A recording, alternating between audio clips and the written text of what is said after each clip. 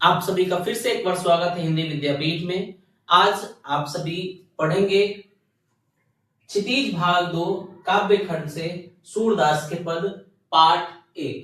परीक्षा के उद्देश्य से ये पाठ आपके लिए बेहद ही महत्वपूर्ण है, इसलिए तक शुरू से अंत तक वीडियो के साथ बने रहे और इस पाठ में जो भी महत्वपूर्ण चीजें मैं सभी चीजों को बताऊंगा। चलिए पाठ शुरू करते हैं।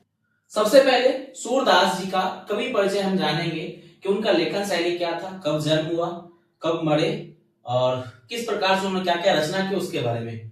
तो ऐसा कहा जाता है कि सूरदास जी का जो जन्म है वो सन 1478 ईस्वी में हुआ था। इनका जन्म मथुरा के रुनुक्ता रेणुका और दिल्ली के पास सीही, ये दो जगह माना जाता है। दोनों जगह में कंफ्यूजन है, दोनों जगह लिखा जाता है कि इन दोनों जगहों में से किसी एक जगह पे हुआ था। बाकी इनका जो जीवन बीता वह मथुरा और वृंदावन के बीच गौ घाट पर बीता। इनकी मृत्यु 1583 ईस्वी में परसौली में हुआ था। इनके 3 ग्रंथ बहुत ही ज्यादा प्रसिद्ध हुए, जिसमें सूरसागर, साहित्य लहरी और सूरसारावली रहा, जिसमें सबसे प्रिय सूरसागर ही हुआ। सूरदास वात्सल्य और श्रृंगार रस के श्रेष्ठ कवि माने जाते हैं। उनकी कविता ब्रज भाषा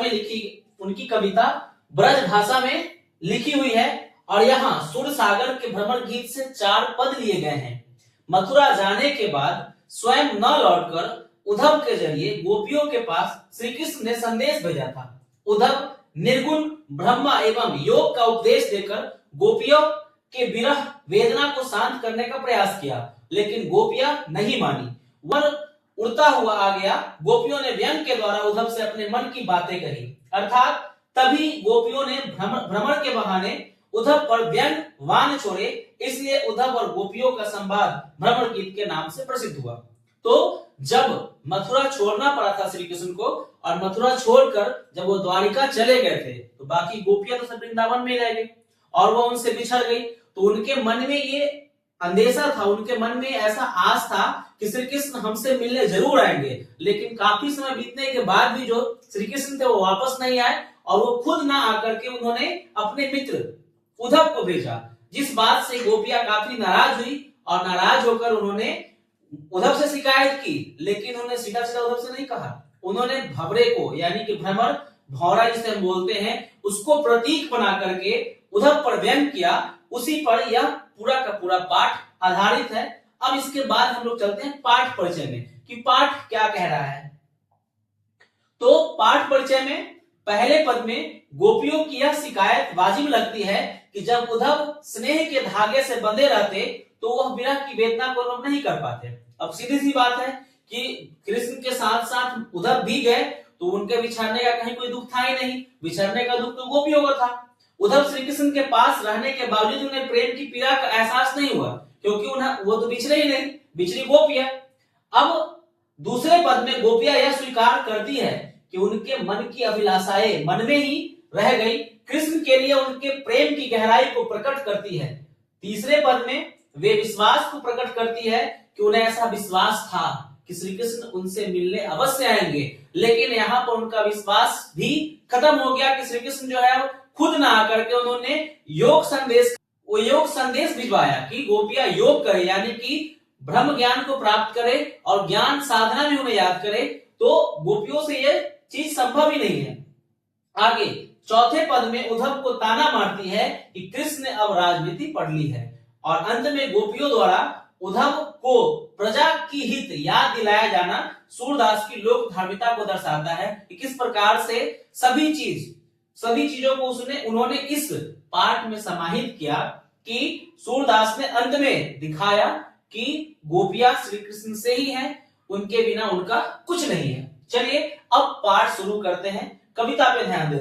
तो ये रहा, कविता में 4 पद है, पहले से पता है आपको। और ये 4 पद में पहला पद ये है, ऊधो तुम हो अति बड़े भागी, अपरस रहत स्नेह तगाते, नाहिन मन अनुरागी, पुरैनी पात रहत जल भीतर, तारस देह न दागी, जेवजल माह तेल की गागरी, बूंद न ताको लागी, प्रीति नदी में पाऊ न बौरियो, दृष्टि न रूप परागी, सूरदास अबला हम भोरी, गुर चाटी जो पागी।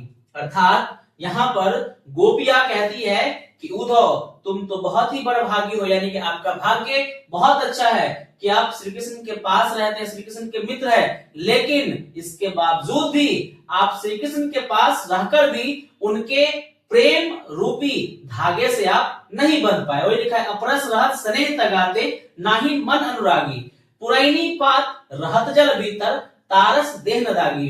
अर्थात पुरैनी का मतलब होता है कमल। कमल जो है आप पता है कि पानी में खिलता है कि जल में होता है, तो यहाँ पर लिखा गया है कि आप बिल्कुल पानी में खिले कमल के पत्ते की तरह है कि पानी में रहने के बावजूद भी कमल का पत्ता जो है वो गीला नहीं होता है। ठीक आप भी उसी प्रकार है, श्री कृष्ण के पास रहकर भी श्री कृष्ण के प्रेम में नहीं पड़े। ज्यो जल मह तेल की गागरी बूंद न ताको लागी। अर्थात आप उस भरे हुए तेल के गगरी के समान है, जिसे यदि हम पानी में अगर उस भरे हुए गगरी को पानी में भी डुबोकर भी निकाल दे तो उस गगरी के ऊपर यानी उस घड़े के ऊपर एक बूंद पानी का अंश नहीं दिखेगा। आपका हालत वो है, लेकिन हम तो क्या है वो बताती है क्या, प्रीति नदी में पाँव न बौर्यो दृष्टि रूप परागी। अर्थात आप तो उनके पास रहकर भी उनसे प्रेम नहीं कर पाए, लेकिन हम उनके पास न होकर भी वही यहाँ पर है कि आप वैसे ही हैं जो श्री कृष्ण के इतने पास होकर भी उनके प्रेम से अनजान है, उनका प्रेम आपको छू नहीं पाया।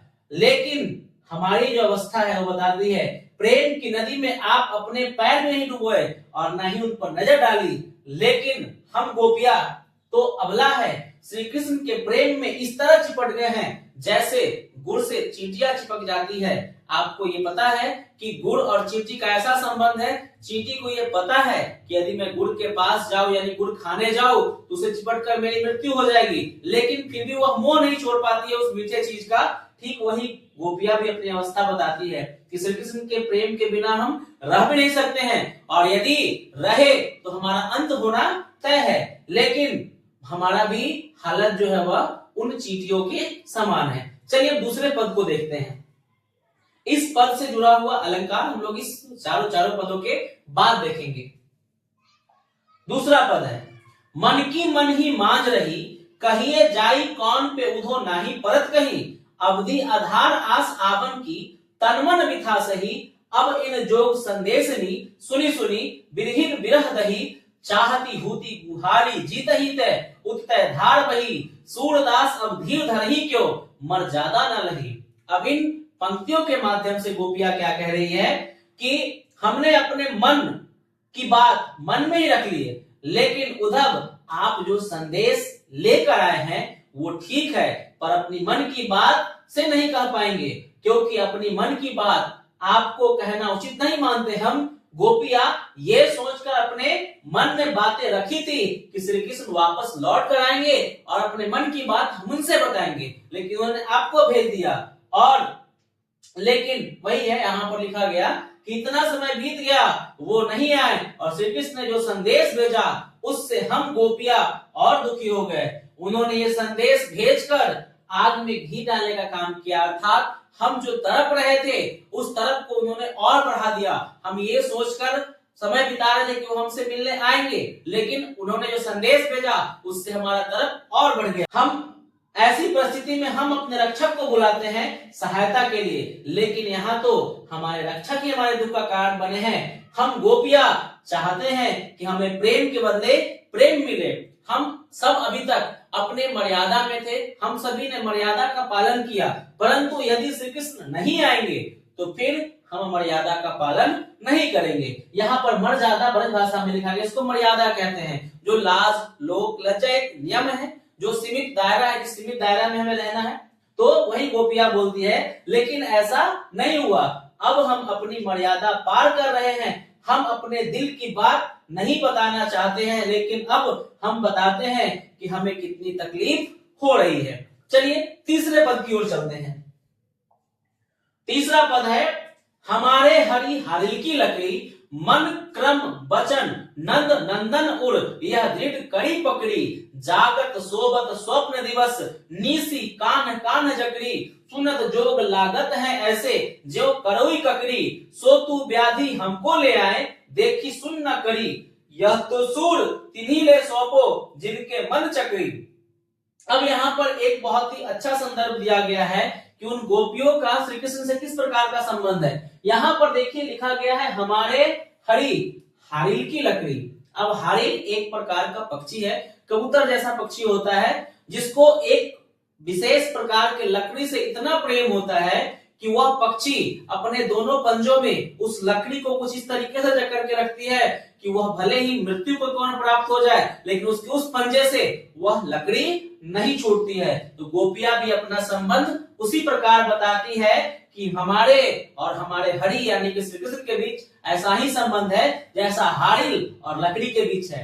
अब आगे क्या बोलती है, मन क्रम वचन नंद नंदन उर यह दृढ़ कड़ी पकड़ी, यानी कि उसी प्रकार हमने मन क्रम वचन नंद सभी से श्री कृष्ण को अपना माना है। हमने जागते सोते, वहां पर वही लिखा है जागत सोबत स्वप्न दिवस निशी, यानी कि जागते सोते सपने में दिन में रात में हर समय रोम रोम में हम श्री कृष्ण को महसूस करते हैं, हम श्री कृष्ण को ही पाना चाहते हैं। इसलिए जो आप हमारे लिए संदेश लेकर आए हैं वह संदेश हमारे लिए कड़वे ककड़ी के समान है। हमें कृष्ण के प्रेम का लत लग चुका है, उनका प्रेम का रोग, इसलिए आपका कुछ भी कहना हमारे लिए उनके प्रेम पर रोक लगाने जैसा है। इसलिए आप यह संदेश उन्हें जाकर दीजिए जो चंचल है, यानी किसी पे भी मोहित हो जाते हैं, कहीं भी खुश रह लेते हैं। हमारा क्या होगा, यानी जिन्हें अलग अलग चीजें पसंद आ जाती है उनके लिए तो सब कुछ सही है, हमारे साथ क्या होगा, हमारा क्या होगा, ये संदेश जाकर आप उन्हें अच्छे मित्र होने के नाते दीजिए कि हमारी क्या हालत है। अंत में गोपियां यानी कि चौथे पद में किस प्रकार शिकायत कर रही है वो देखते हैं। चौथे पद में क्या बोल रही गोपियां, हरि है राजनीति पढ़िया है, यानी कि हमारे हरि जो है वह राजनीति पढ़ लिए हैं, उन्हें राजनीति का ज्ञान हो गया है, उन्हें केवल अपना फायदा दिखता है। वही लिखा है हरि है राजनीति पढ़िया है, समझी बात कहत मधुकर के समाचार सब पाए, एक अति चतुर हुते पहले ही अब गुरु ग्रंथ पढ़ाए, बड़ी बुद्धि जानी जो उनके जोग संदेश पठाए, उदो भले लोग आगे के परहित डोलत धाए, अब अपने मन फेर पहिए चलत जू हुते चुराए, ते क्यों अनीति करे आपुन जे और अनीति छुड़ाए, राज धर्म तो यह सुर जो प्रजा न जाही सताए। अब गोपियां क्या कह रही वो देखिए। तो गोपियां कहती है कि कृष्ण वहां जाकर यानी कि मथुरा से द्वारिका जाकर उन्होंने राजनीति पढ़ ली है और केवल अपने फायदे की बात कर रहे वो केवल अपना फायदा देख रहे हैं, इसलिए वो अपना फायदा नुकसान देखकर कोई कार्य करते हैं, क्योंकि वो तो पहले से चालाक हो गए हैं, पहले से तो चालाक थे ही और मथुरा से जाकर और भी ज्यादा चालाक हो गए हैं और ग्रंथ पढ़ लिए हैं।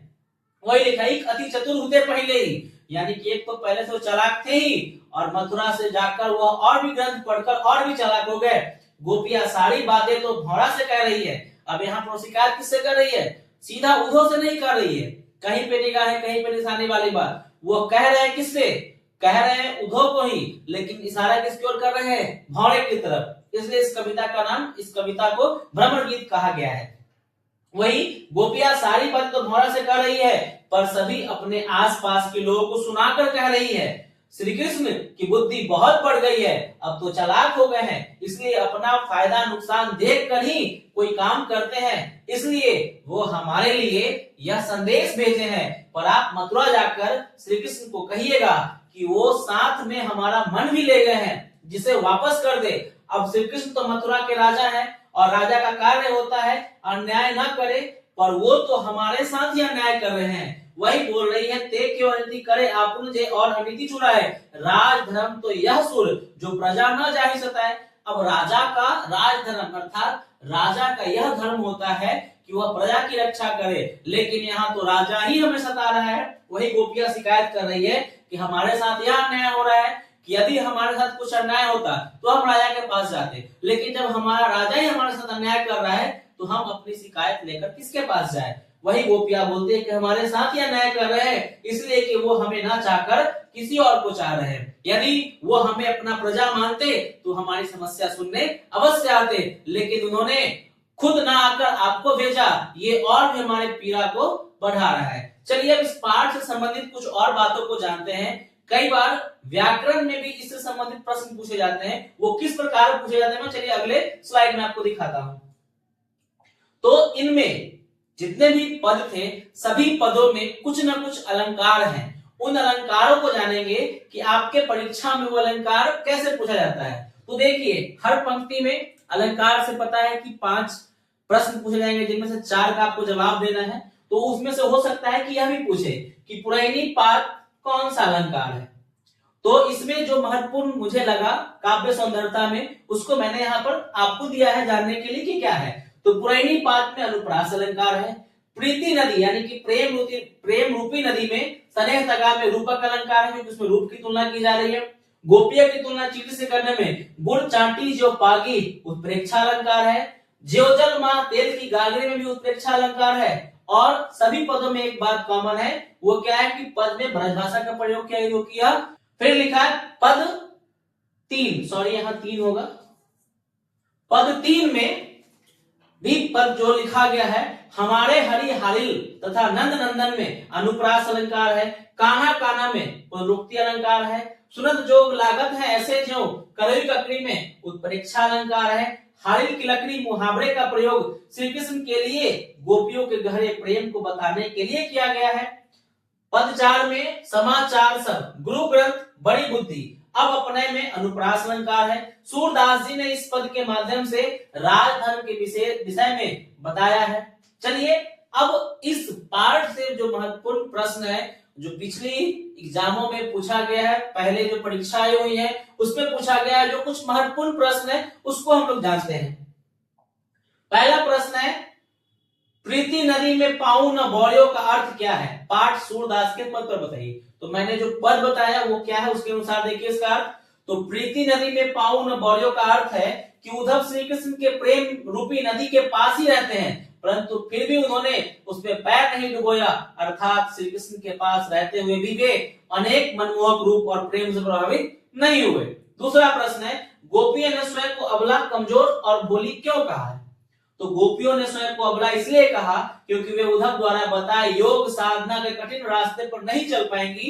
भोली कहकर ये बताना चाहते हैं कि उन्होंने तो बिना किसी छल कपट और लाभ हानि का विचार किए बिना श्री कृष्ण से सच्चा प्रेम किया है। ज्ञान की बातें उनके लिए नहीं है। तीसरा प्रश्न है, गोपियों के मन की बात मन में ही कैसे रह गई थी। श्री कृष्ण के मथुरा चले जाने के कारण गोपियों उनके विरह में दुखी थी। उनके वापस लौटने पर अपने इस दुख को वे श्री कृष्ण को सुनाना चाहती थी कि उनके बिना उनका जीवन दुखों से भरा था। वे अपने मन की यह बात उन्हें बताना चाहती थी कि उन्होंने श्री कृष्ण के वियोग में किस प्रकार दिन काटे हैं, परंतु उद्धव द्वारा गोपियों को पता चलता है कि श्री कृष्ण गोकुल नहीं आ सकेंगे। वे बहुत बेचैन हो जाती है। वे उद्धव से कहती है कि हमारे मन की बात हमारे मन में ही रह गई, हम अपना दुख किसके सामने जाकर प्रकट करें, अर्थात हम अपना दुख श्री कृष्ण के अलावा और किसी से नहीं कह सकते हैं। गोपियों ने श्री कृष्ण को हारिल की लकड़ी क्यों कहा, मैंने पद में बताया है कि गोपियों ने श्री कृष्ण को हारिल की लकड़ी कहा गया इसलिए क्योंकि हारिल नाम का पक्षी हर समय अपने पंजे में लकड़ी दबाए रहता है। जब वह बैठता है तब भी लकड़ी पर ही बैठता है, कभी लकड़ी को छोड़ता नहीं। जैसे वो लकड़ी उसके जीवन का आधार है, उसी प्रकार गोपियां भी दिन रात श्री कृष्ण रटती रहती है। श्री कृष्ण उसके जीवन का आधार बन चुके हैं। चलिए कुछ और भी प्रश्न है, इसको देखते हैं। गोपियों ने योग के ज्ञान को व्याधि क्यों कहा। तो गोपियों के अनुसार योग साधना पूरी तरह निरर्थक है क्योंकि उनका मन कृष्ण के प्रेम में सदा से स्थिर है। वे तो कृष्ण के प्रति एकनिष्ठ प्रेम रखती है। उन्होंने योग साधना को इससे पहले कभी नहीं देखा, न ही उसके बारे में सुना था। उन्होंने कभी ज्ञान योग का अनुभव भी नहीं किया, इसलिए वे यह तर्क देकर उसे व्याधि यानी बीमारी बताकर अपनाने से मना करना चाहती है। सूरदास के पदों के माध्यम से किन दो विचारधाराओं के बीच टकराव दिखाया गया है। अब यहाँ पर टकराव है, कटाक्ष है।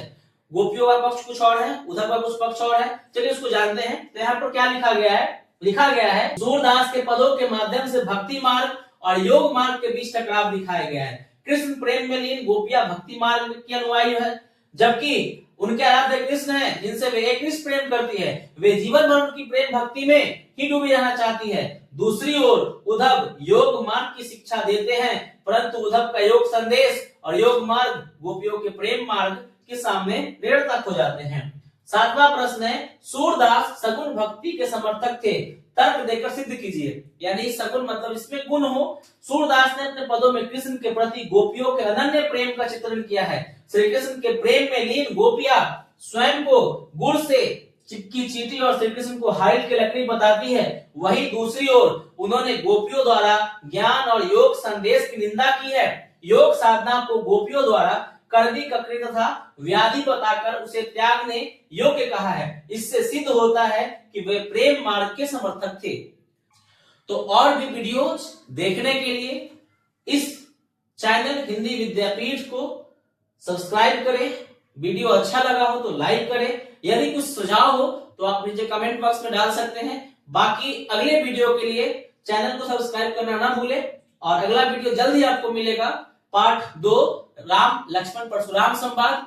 ज्यादा से ज्यादा सपोर्ट करें। आपको हिंदी कोर्स ए से संबंधित सभी जो परीक्षाओं में महत्वपूर्ण है वो आपको यहाँ बिल्कुल फ्री ऑफ कॉस्ट बताया जाएगा, सिखाया जाएगा। हिंदी विद्यापीठ के साथ बने रहने के लिए धन्यवाद।